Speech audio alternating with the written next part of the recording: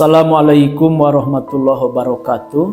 Banyak yang bertanya, baik via WhatsApp, chatting maupun di obrolan sehari-hari terkait sikap saya atas hasil pemilu. Maka saya jawab kepada yang bertanya itu bahwa sikap saya tiga hal. Yang pertama, sebagai umat Islam yang menganut sunnah wal jamaah, selalu meyakini sesudah ikhtiar itu bahwa apapun yang terjadi itu takdir Allah. Kita berusaha, kita berikhtiar, tapi hasil akhir itu wilayah Allah.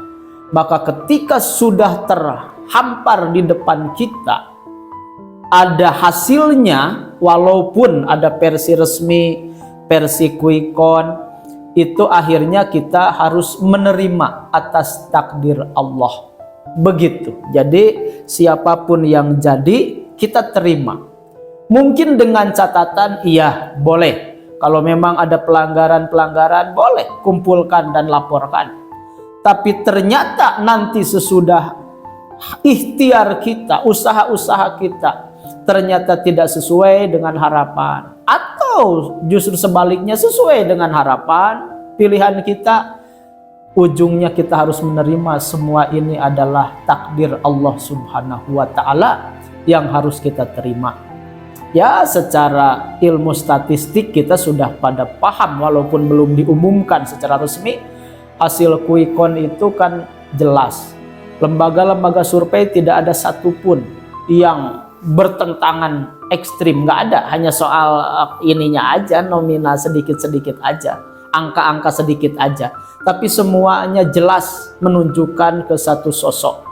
Maka walaupun ada kecurangan atau ada dugaan dan lain-lain, ya silahkan. Tetapi hasil quick count, dan itu sudah pada rahasia umum tahu, ya, para lembaga survei itu kan ada yang di 03, 02, 01, tapi hampir semuanya nih, yang dimanapun posisinya, yang kita sudah jadi rahasia umum, ini lembaga survei 03, ini 02, 01, tapi semuanya tidak bisa melawan statistik yang ilmiah terbukti bahwa memang sudah ada satu sosok yang diproyeksikan, yang diprediksikan akan jadi pemimpin kita. Maka terima takdir itu. Jangan terlalu ngotot-ngototan, apalagi menyebar hoax, apalagi kita emosional, reaktif, dan lain sebagainya yang akan memecah belah. Lembaga-lembaga survei yang kadang-kala sudah rahasia umum ada di 01, 2, 3 ternyata hampir seragam.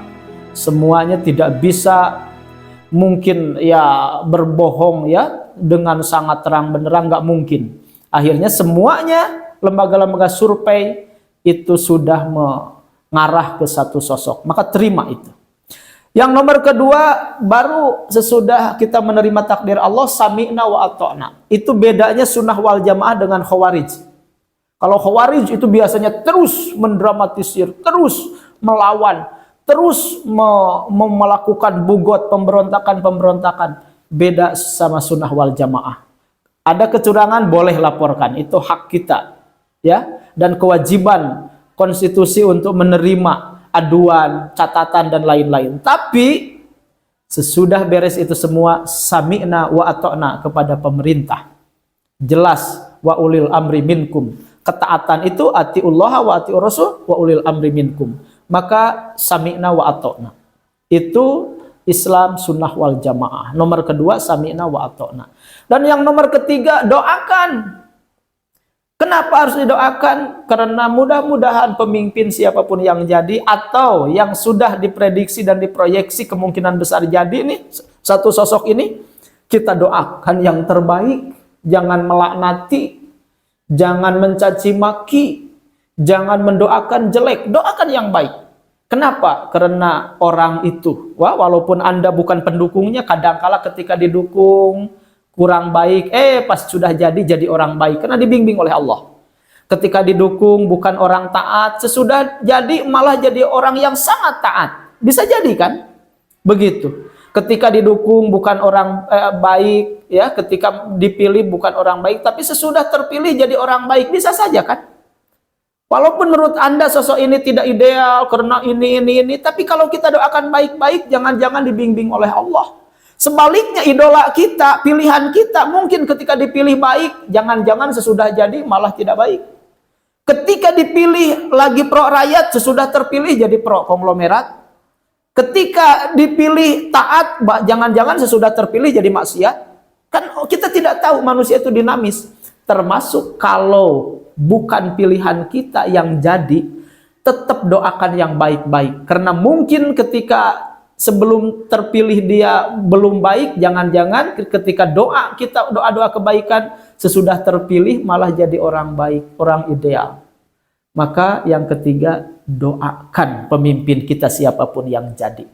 Itu saja barangkali komentar saya, pendapat saya. Wallahu a'lam bishawab. Maafkan jika tidak berkenan. Akhirul kalam. Assalamualaikum warahmatullahi wabarakatuh.